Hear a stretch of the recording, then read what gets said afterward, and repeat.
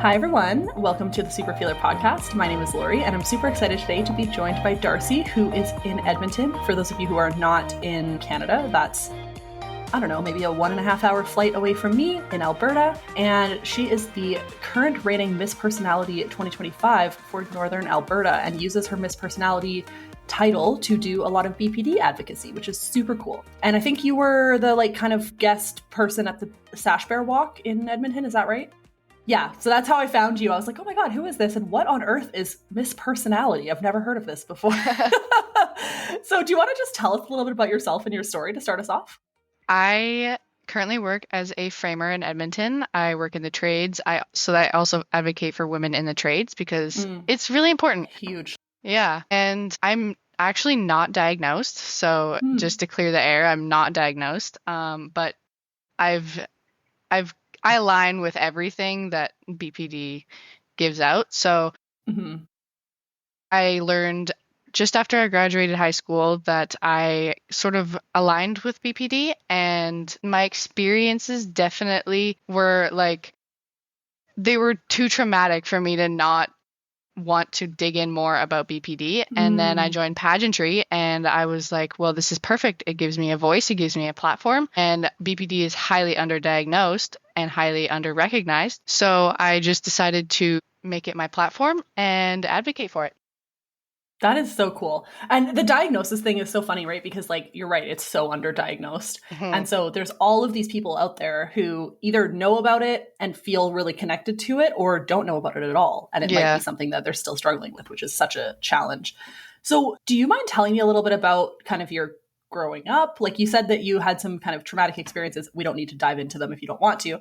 And then that kind of led you to some of these symptoms that obviously you experience if you kind of identify with this diagnosis. Yeah, so when I grew up raising my sister because my parents are divorced, and it was a very messy divorce. It was very rough. And so raising myself and raising my sister was really difficult as it is. And then also being the middleman for my parents splitting up, that was because BPD, it stems from childhood trauma most of the time. So I was like, oh, that makes sense. How old were you when they got divorced?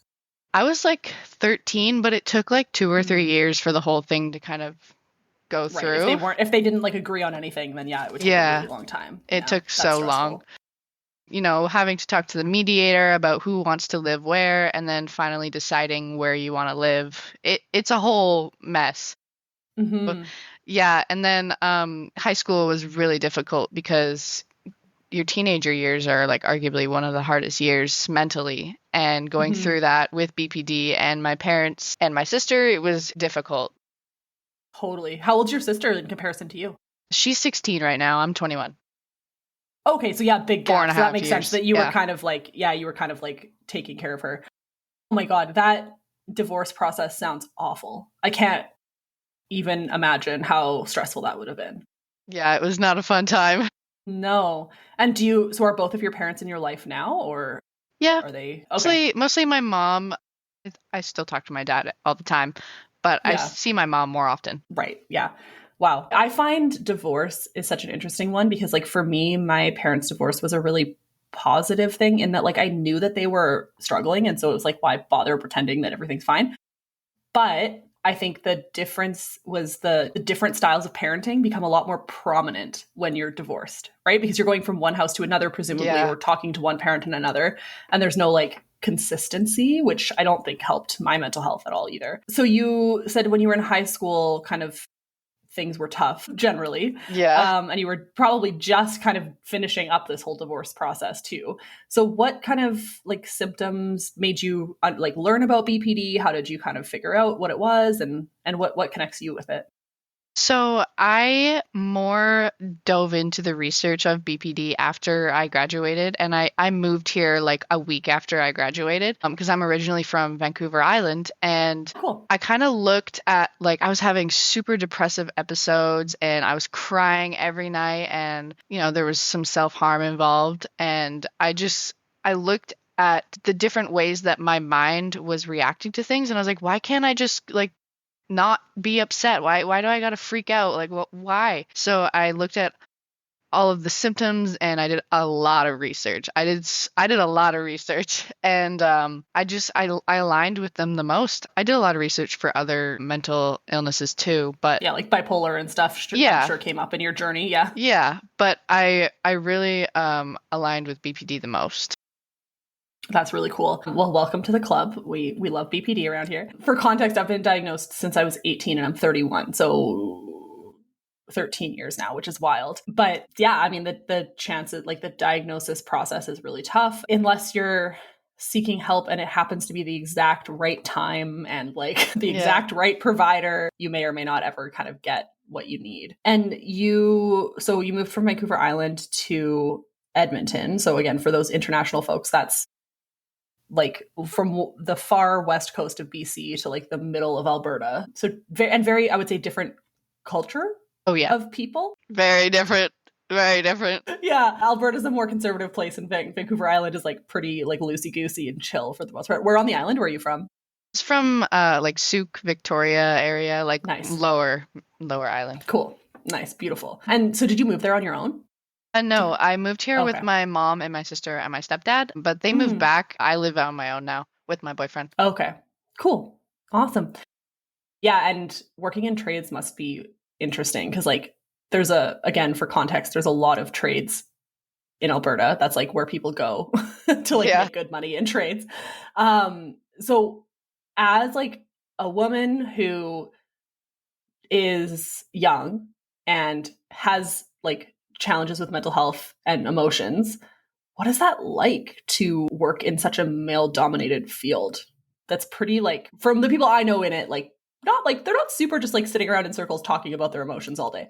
Well, I am pretty reserved, I would say, about my BPD. It's in remission right now, thankfully. So I don't have as bad episodes anymore. But Right. I work for a family company. So we're all really close and really tight. We're all like literally family. And they understand. I've told them about it and they totally understand. And also working in the trades is really helpful because I'm a very aggressive BPD person. Same. Like I get physical, I get violent, and so like having a hammer in my hand is like the best thing, and I can just hit whatever I want, and it doesn't affect anybody else. It's really relieving. Yeah.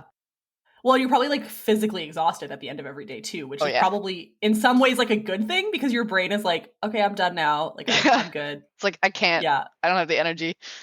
Totally. Yeah, no, that would be great. As a person who sits at a desk all day, every day, I am very jealous of that sometimes. I like see Canada Post workers walking around and I'm like, oh my God, that's my dream job. Just like walking all day. That sounds incredible. If you're okay talking about it, so I'm a person who my BPD like definitely shows up in like the anger and used to show up a lot in the violence kind of thing. Doesn't anymore. I'm very well treated but I still get the anger like bad and it ruminates really badly. And sometimes I feel like it's not talked about enough. So you just kind of mentioned just really briefly that that's kind of a challenge for you too, is like the physicalness of Yeah. it. Can you talk a little bit about what that looks like for you and how you manage it?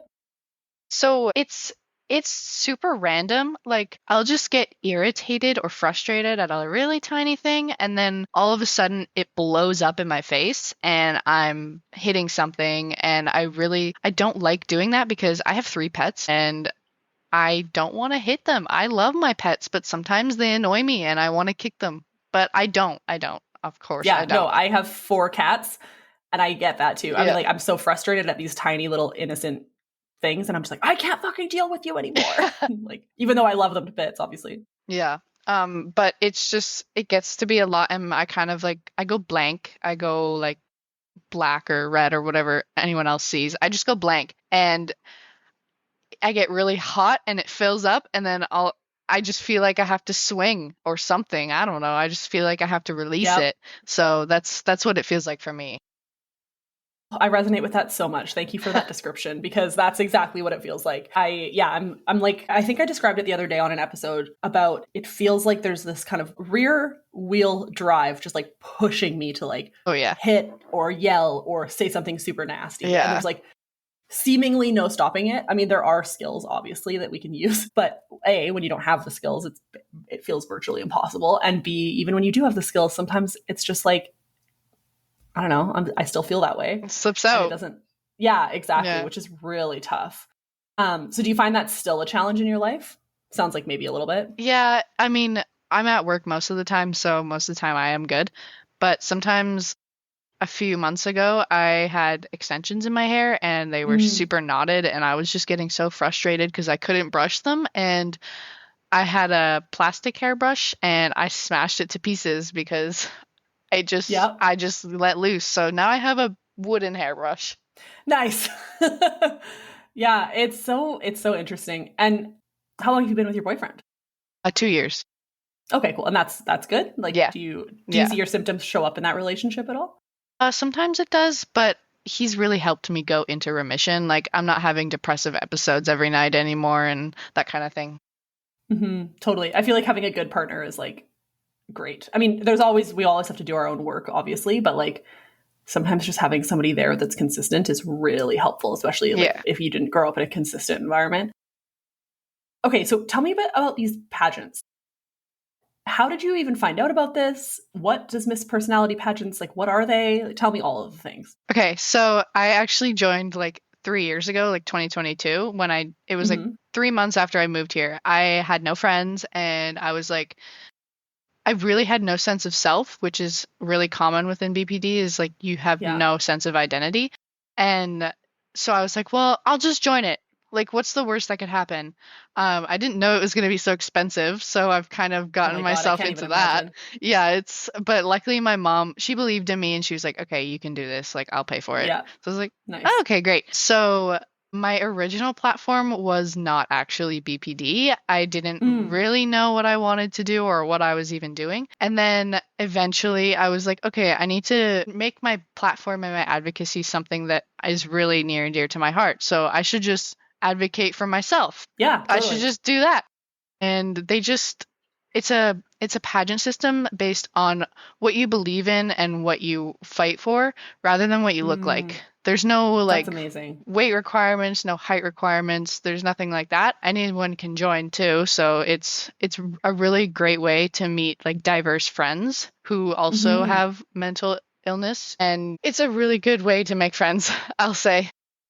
That's awesome. Is it like a competitive vibe or are people pretty Yeah, supportive? I mean, when it comes down to competition, it is really competitive and, Hmm. some things are said, but the sisterhood is great. Like when it's not competition season, the sisterhood is amazing.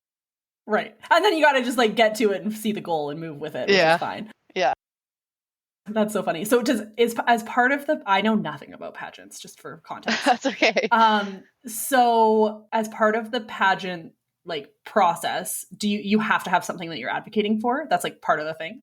Not entirely. You can join, Okay. like I've known people who joined without a platform and they go to the Mm, competition and they're like, "What's a platform? I don't have one." And then they just like reach deep inside of them and decide what they want to advocate for and what they truly like they love and are passionate hmm. about, and then they choose that and they go from there. Okay, cool. So you as part of the pageant like process, do you have like a time where you do public speaking about BPD for you and or whatever else your platform is?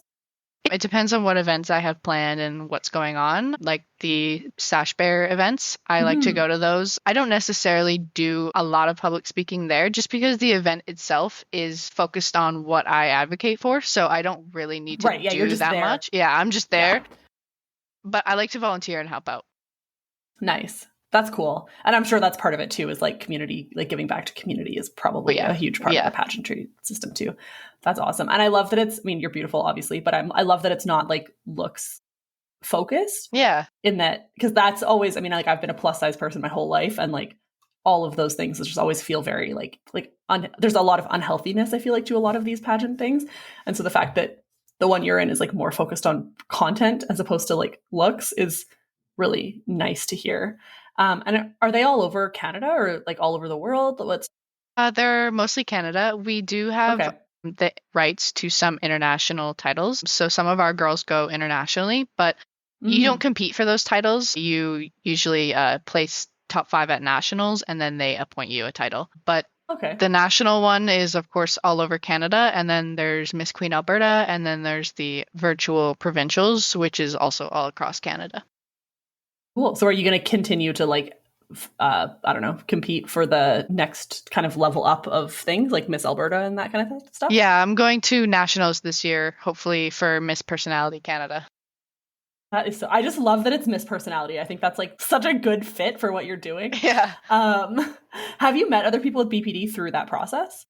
I have not met anyone else. I actually don't know anybody who has BPD. Wow. So Yeah. it's like super rare for me to meet someone who like Hmm. understands, but when they do, it's really nice. Oh my God, you should come to our peer support group because there's other people in Edmonton that come to our peer support group. So there's definitely BPD people out there for you, just waiting. But yeah, I find it so interesting. Like especially especially when you're kind of like newer in your journey, it always feels like you're so alone, and you're not. Right? You're not. You're not. It's so common and it feels so alone. And I've been there. But there's people everywhere. Like I'm sure there's other people in the pageant system that have BPD or have siblings with BPD. Like it's up to 6% of the population. That's a huge amount of Yeah. people. And yeah, that's really interesting. I'm sure over time, the more you do it, the more people will start coming up to you and be like, hey, don't tell anyone, but I have this.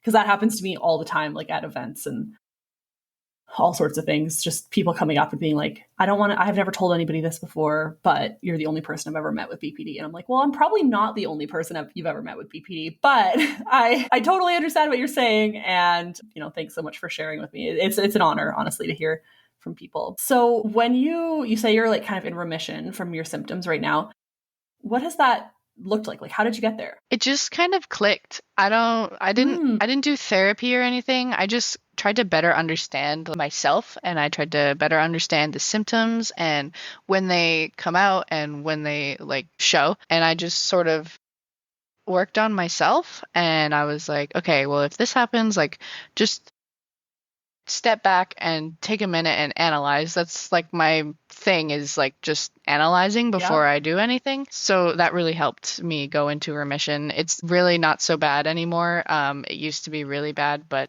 it's better now.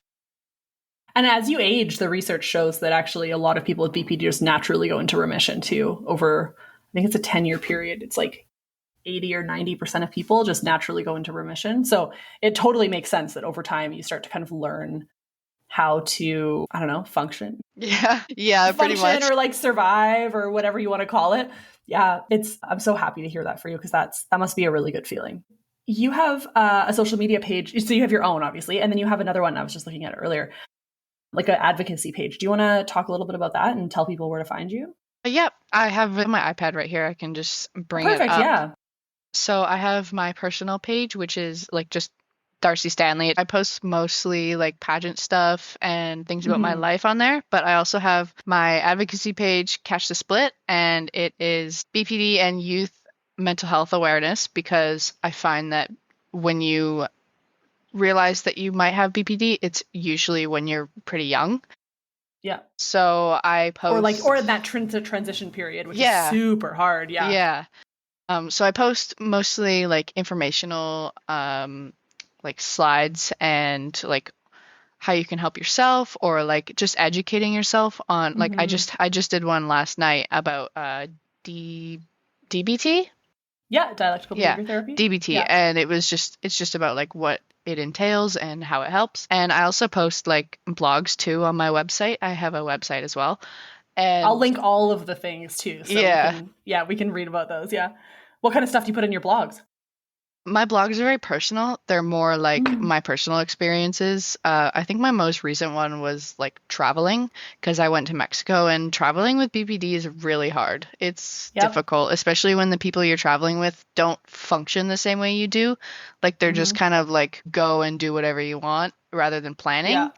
So that was my And the recent blog emotional post. exhaustion Yeah, of yeah, it, like that's the part that really gets me when I'm traveling is just being so exhausted. yeah, yeah. Yeah. And I also have mental health spreadsheets just to help, like you can print Hmm. them out and write on them just to help yourself, and also like local resources. And I also have an anonymous ask form on there as well. Cool. That's awesome. So you can get like questions that people have Yeah, about BPD or about your life and that kind of stuff. yeah. What kind of stuff do people ask? I haven't gotten that many, Mm. so I'm still working on my website. I am going to Totally. develop it up to be a little more organized. It's a I'm the work in most progress organized always. person and it's not organized. I feel you. My website is never how I want it to be, but I'm also like, there's only so much I can put into this and like survive, especially if you're working full time in trades. Like, Yeah. you're just so tired by the end of it. And then you're also doing all the pageantry stuff, which I can't even imagine how much prep that takes and how much energy that takes. It's a lot to try and advocate and do it on your own for free. Yeah. And yeah, sometimes I feel like I have a whole second job that I just don't get paid for, is kind Yeah, of same. how I feel about it. Yeah. Oh my goodness. When you were growing up and like going through a pretty chaotic separation situation, raising your sister, were you accessing like mental health supports like throughout your high school experience, or have you just been kind of like going without like formalized supports this whole time? I have been going off by myself since the beginning. Wow. When I was in high school and when I was younger, I was focused on making sure my sister was getting to school. And then I also played sports. And then eventually I started a job. So I was like going to school, then going to work, and then going to hockey right after, like all in one day. Yeah. And that was already super difficult. And I did try to get diagnosed through my counselor, Okay. Yeah. but he was like, here's how you can access it. And then I tried to access it and there was nothing. I couldn't. I was like, okay, well, I'm just gonna give up, whatever. Yeah, I mean that's the thing, is the system is very difficult to navigate. Was that when you were in Victoria then? Yeah, Or that C? was like grade 12-ish. And then also in grade 12, what, you were probably 17 in grade 12? Yeah, Maybe 18. 18?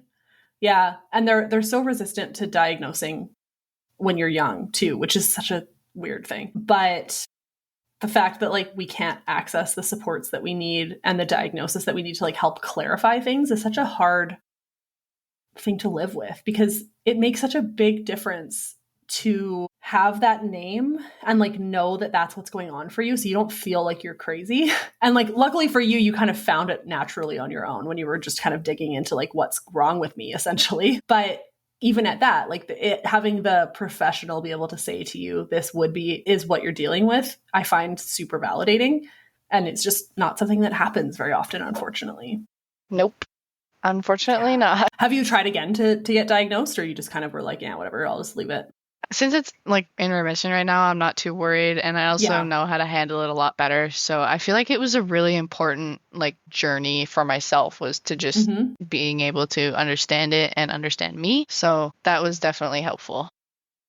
It's funny. I'm kind of surprised you didn't go to university for psychology, because you seem like the kind of person that would. And I did that. I was trying to figure out who the hell I was and what was going wrong with me. But just given your story, you seem like the perfect person to have gone to psychology immediately, just to, yeah, kind of map out your own life and try and see like what on earth is going wrong with me. And luckily, the internet exists, so you could do that on Yeah. your own, which is super nice. Yeah, true. Have you experienced any stigma or anything when you have been open about BPD, or when you've been advocating for BPD, even like in your personal life or as part of pageants or online? I think like pageantry is the best area for that. Like Mm, they're super like understanding. Like everybody advocates for their own thing, so they all have their like right. most of it's mental health, but Okay. so most people like have their own mental health thing. So like when I advocate for my platform, they're like, well, here's my platform and here's how they align. And so Mm, it's a lot better that way. That's why pageantry was the best option. that's really awesome. And the fact that a lot of the topics are mental health is really cool, because I was thinking for some reason when you said like other people's platforms, I was thinking a lot of it would be like animal stuff or like environmental stuff. Yeah. And I'm sure there are some of those. There are, yeah. Yeah, but yeah, having mental health be a big focus is really cool. And is there an age limit for the pageant system? There is no age limit, but there's different divisions. So like the teens, I think is Mm, like 13 to 19, and then I'm in Miss, so that's like 19 to 33, and then there's like oh, okay. Ms. and Mrs. too that they're implementing this year. Okay, so those are older. Okay, cool. Yeah, that makes sense. So I mean, also it makes sense if you're like 18 to 33 is the age bracket. That's when mental health gets real messy Yeah. real quick. I mean, kids too, but you don't necessarily know what's going on. And then when you become like an adult and you're trying to navigate that, leaving high school, figuring out your own life, trying to access care, but if you had care, a lot of the time your youth care is cut off and then you're trying to go into adult care. So it totally makes sense that that's like the big priority for a lot of people. And I think that's super cool. My final question that I usually ask is, what is your favorite part of borderline personality disorder, or like your strong emotions, for lack of a better word? I definitely noticed that I am like I'm understanding of other people, and like I'm not so connected to things emotionally anymore. Like Hmm. I don't know how to explain it. I'm like nonchalant, I guess is the word. Okay. Like I'm totally relaxed and I'm not worried about everything anymore. And when other people have something going on, I'm like, okay, I understand. Like, is there anything I can do? Like Hmm. it helped me like understand other people better, and Hmm. it kind of like makes me feel like some essential being sometimes. Like I'm like, "Hello, I'm here to help you. How can I guide you?" Totally. Yeah. And people connect with us on such a different level because we get it in, I think, ways that a lot of people don't. So that makes Hmm. total sense to me Yeah. that you're kind of the person that like can help come in and like be there for everyone, which is exhausting too. So be careful about Yeah. that. It's a beautiful thing and it's completely exhausting. So yeah. Awesome. Well, Darcy, thank you so much. I will link all of your website, your both social media pages in the show notes, and I might also link the personality, the personality pageant information as well, just in case anybody's interested. Yeah, absolutely. Yeah, I will encourage you gently if you ever want to come to the Super Feelers Club, which is the peer support.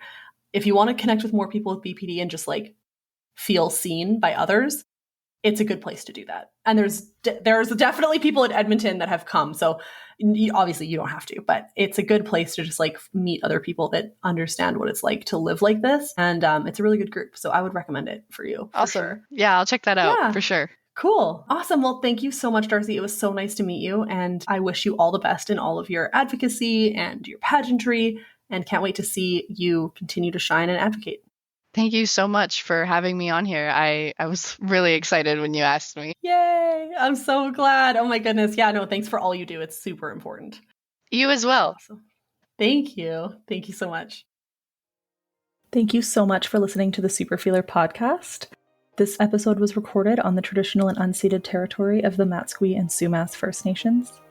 If you'd like to learn more about the Superfeeler podcast, share your story, or participate in the Superfeelers Club, which is our peer support group, it's totally free, virtual, and open to anyone who experiences intense emotions or has borderline personality disorder, please check out the link in our show notes or go to laurieedmondson.com. If you would like to support the show, we would very much appreciate it. There's an option to do monthly small donations at whatever denomination you'd like, and you get bonus content, extra resources, and extra connection to me throughout. That can be found on patreon.com/superfeeler, or again in the notes below. Thanks again, and have a great day.